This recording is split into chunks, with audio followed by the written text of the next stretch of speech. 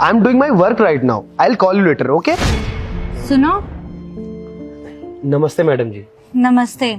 मुझे एक बात बताओ, अभी जो तुम इंग्लिश में बात कर रहे थे, तुम्हें उसका मतलब भी पता है? मुझे पता है मैडम जी, तभी तो मैं इंग्लिश में बात कर रहा था। इसका मतलब तुम्हें इंग्लिश आती है? क्या तुम मुझे इसका मतलब बता सकते हो? हाँ जी मैडम, इसका मतलब ये हुआ कि अभी मैं अपना काम कर रहा हूँ, मैं आपको बाद में कॉल करूँगा। इसका मतलब तुम पढ़े लिखे हो? जी हाँ मैडम, मैं पढ़ा लिखा हूँ।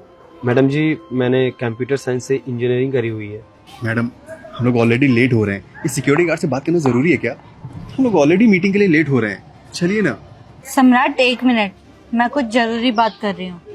अच्छा, एक बात बताओ कि तुम ये काम क्यों कर रहे हो? तुम्हारी तो इंग्लिश इतनी अच्छी है, तुम्हें तो अच्छा सैलरी पैकेज मिल सकता है, और फिर भी तुम ये काम कर रहे हो। अरे 10-12 हजार में क्या ही होता होगा तुम्हारा। वो क्या है ना मैडम जी कि पिताजी की आज बहुत तबीयत खराब थी, तो मैंने सोचा कि क्यों ना मैं ही ड्यूटी पे चला जाता हूँ। मैडम जी, अब वो मेरे घर पे काफ़ी प्रॉब्लम चल रही हैं, और कोविड में मेरी भी नौकरी छूट गई थी, तो जिस वजह से मेरे पिताजी की ही नौकरी मेरे घर पर बची हुई है। तो फिर इस वजह से मैंने सोचा कि पिताजी की अगर नौकरी छूट जाएगी तो हमारे घर का खर्चा कैसे चलेगा, जिस वजह से मैडम जी मैं ही आ गया ड्यूटी पर। अच्छा, तो तुम ये जॉब अपने पापा की वजह से कर रहे हो, और तुमने अपने बारे में एक बार भी नहीं सोचा कि अगर तुम सिक्योरिटी गार्ड की जॉब करोगे तो तुम्हारा फ्यूचर क्या होगा?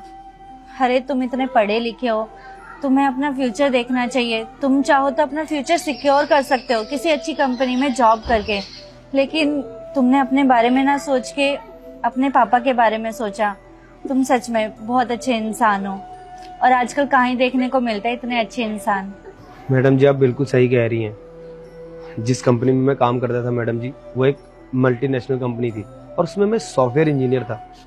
कोविड के टाइम पर अचानक मेरी कंपनी में घाटा लग गया, और उस वक्त न जाने कितने एम्प्लॉइज फायर कर दिए गए मैडम जी, उसमें से एक मैं भी था। और उसके बाद फिर मैंने मैडम जी जॉब के लिए कभी ट्राई नहीं किया। अरे तुम इतने पढ़े लिखे हो, तुम्हें अपना फ्यूचर देखना चाहिए। तुम चाहो तो अपना फ्यूचर सिक्योर कर सकते हो किसी अच्छी कंपनी में जॉब करके, लेकिन तुमने अपने बारे में ना सोच के अपने पापा के बारे में सोचा। तुम सच में बहुत अच्छे इंसान हो, और आजकल कहाँ ही देखने को मिलते हैं इतने अच्छे इंसान। अरे नहीं नहीं मैडम जी, ऐसी कोई बात नहीं है। मैंने तो बचपन से देखा है कि मेरे पापा सिक्योरिटी गार्ड की जॉब करते हैं, और इसी जॉब के दम पर पापा ने मुझे पढ़ाया है, और मैं आज जो कुछ भी हूँ उनकी मेहनत के दम पर हूँ। ये जो मेरे पास इतनी बड़ी डिग्री है ना, वो मेरे पापा की वजह से, उनकी कमाई के दम पर है मैडम जी। बेशक मेरे पापा ने हमारे कोई शौक नहीं पूरा किया, पर हमें पढ़ाया लिखाया और हमें यहाँ तक पहुँचाया। हमारे घर के सारे खर्चे वो इसी नौकरी के दम पे करते हैं। तो मैडम जी, हमें कोई शिकायत नहीं है इस चीज़ से। और पापा जी तो आज भी मना कर रहे थे कि मैं इस नौकरी पे ना आऊँ, पर नहीं मैडम जी, मुझे भी तो बेटा होने का फर्ज निभाना था, तो इसलिए मैं आज यहाँ पर इस जॉब पर आ गया। अब मेरे पिताजी ने पूरी ज़िंदगी इस नौकरी को किया है, और इसी नौकरी के दम पर हमारा घर चमक रहा है।